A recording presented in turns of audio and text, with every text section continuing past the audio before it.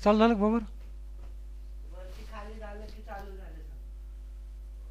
आज आपण संत श्रेष्ठ तुकाराम महाराजांचा एका अभंगावर चिंतन करणार आहोत. संत तुकाराम महाराजांचा 576 क्रमांकाचा एक अभंग आहे. पतिव्रते जैसा भ्रतार प्रमाण, आम्ही नारायण तैशा परी. सर्व भावे लोभ्या आवडे हे धन, आम्हा नारायण तैशा परी. तुका मने एकविध झाले मन, विठ्ठला वाचून नेणे दुजे. याप्रमाणे संत श्रेष्ठ तुकाराम महाराजांनी माणसाने जीवनात जगावं कसं याबाबत सुंदर पद्धतीने जगावं कसं, सुखाने जीवन जगावं कसं याबाबतचा या अभंगामध्ये मोठ्या सुंदर स्वरूपात निरूपण केलेलं आहे. आजकाल माणूस नैराश्याने ग्रासलेला आहे, डिप्रेसमध्ये चाललेला आहे. सुख त्याला बिलकुल लागत नाही. प्रत्येक गोष्टीत तो चिडचिड करत आहे, क्रोधिष्ट होत आहे आणि त्याला प्रत्येक कार्यात त्याला सुख मिळत नाही. याबाबत माणसाने सुखप्राप्तीचे जे साधनं आहेत हे तुकाराम महाराजांनी आपल्या अनंत अभंग रूपाने सर्वसामान्य माणसाला सांगण्याचा, जागे करण्याचा अभंगातून प्रयत्न केलेला आहे. या अभंगामध्ये तुकाराम महाराजांनी सांगितलंय ज्याप्रमाणे पतिव्रते जैसा भ्रतार प्रमाण, आम्हा नारायण तैशा परी. ज्याप्रमाणे एक पतिनिष्ठ स्त्री असते, तिला आपला पती प्रमाण असतो, त्याप्रमाणे आम्ही नारायणाचे, विठ्ठलाचे आम्ही भक्त आहोत.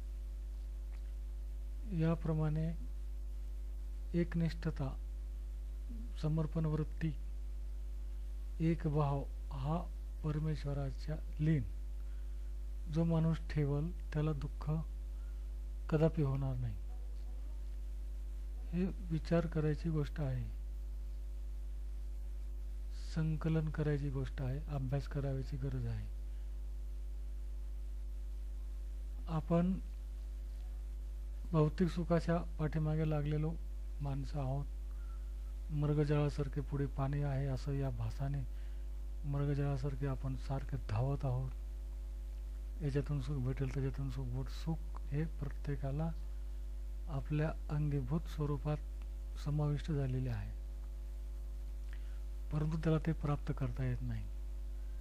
परमेश्वर प्रत्येक माणसामध्ये लपलेला आहे, प्रत्येक प्राण्यामध्ये परमेश्वर आहे, परंतु आणि परमेश्वर हा आनंद घन स्वरूपाचा आहे. त्याला त्याप्रमाणे परमेश्वराची, विठ्ठलाची, तुकाराम महाराजांचे शब्द सांगायचे, भक्ती केल्यास माणसाला सुखाचा सागर सापडल्याशिवाय राहणार नाही. पण परमेश्वराची भक्ती आजकाल लोकांना दाखवण्यासाठी केली जाते. मंदिरात माणूस जातो, मस्जिदमध्ये जातो. याबद्दल तुकाराम महाराजांनी यांच्या एकनिष्ठतापणे जोपर्यंत माणूस अंगीकारणार नाही तोपर्यंत तो दुःखीच राहणार, यात संशय नाही. भौतिक जे जग आहे हे दुःखाने व्याप्त आहे. ते क्षणिक सुख त्यातून प्राप्त होतं.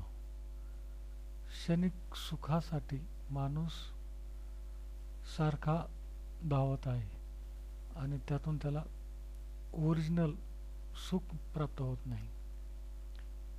परमेश्वराच्या ठिकाणी एक भाव असल्यास, ज्याप्रमाणे पतिव्रता स्त्री आपल्या पतीशी एकनिष्ठ असते, त्याप्रमाणे प्रत्येक माणसाने परमेश्वराला आपला सखा, आपला पालन करता सरेंडर या वृत्तीने परमेश्वराशी एकनिष्ठ राहिल्यास आपले सगळे दुःख तो हरण करतो. कारण जो माणूस परमेश्वराशी एकनिष्ठ राहतो त्यास दुःखाची जाणीव होत नाही. दुःख तो परमात्मा प्राशन करतो आणि सुखाचा ठेवा लेकरासाठी उघडा ठेवतो. परंतु त्यासाठी एकनिष्ठ भाव हा असला पाहिजे. दुसऱ्या चरणामध्ये तुकाराम महाराज आपल्या दुसऱ्या ओवीत सांगतात, सर्व भावे लोभ्या आवडे हे धन, आम्हा नारायण तैशा परी. ज्याप्रमाणे लोभी माणसास धनाव्यतिरिक्त इतर कसल्याही पदार्थात सुख वाटत नाही. लोभी माणूस फक्त त्याला पैसा पाहिजे असतो. कोणत्या मार्गाने येईल, कसा येईल याकडे तो दुर्लक्ष करतो. लोभीला जे मन असतं, लोभी मन असतं त्याचं, आणि त्याला हे धन हे फार प्रिय असतं. ज्याप्रमाणे तुकाराम महाराज म्हणतात, लोभ्या माणसाला ज्याप्रमाणे धन प्रिय आहेत त्याचप्रमाणे मला माझा नारायण प्रिय आहे. आम्हा नारायण तशा परी. त्याची जी पैसे मिळवण्याची जी धडपड असते, जी वृत्ती असते, येणे केनेप्रमाणे पैसा प्राप्त करणे हा त्याचा उद्दिष्ट असतो. इतका लोभी झालेला माणूस असतो. तुकाराम महाराज म्हणतात की मला त्याप्रमाणे लोभी कर, परंतु धनाचं लोभी करू नकोस. मी लोभी कशाचा होईल? मी परमेश्वराचा, तुझ्या भक्तीचा. याप्रमाणे मी तुझा लोभी होईल. मी एकनिष्ठ कसा होईल?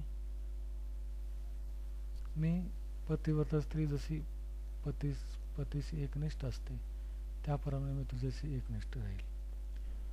आणि तिसऱ्या अभंगात महाराज सांगतात, तुका म्हणे एकविध झाले मन, विठ्ठला वाचवणे नेणे दुजे. आणि याप्रमाणे एकविध झालेले मनाला विठ्ठला वाचून दुसरं काहीही, परमेश्वराशिवाय दुसरं काहीही, त्या ईश्वराशिवाय त्याला काहीही दुसरं दिसत नाही. त्यामुळे त्याला दुःख दिसण्याचा प्रश्नच येत नाही. तो कार्यात, त्याच्या कामामध्ये कार्यमग्न राहतो. याप्रमाणे अत्यंत सुंदर रीतीने सुखाने राहण्याचं रहस्य तुकाराम महाराजांनी या अभंगात वर्णन केलेलं आहे. हा एक अनुभव घेण्याचा भाग आहे. प्रत्येकाने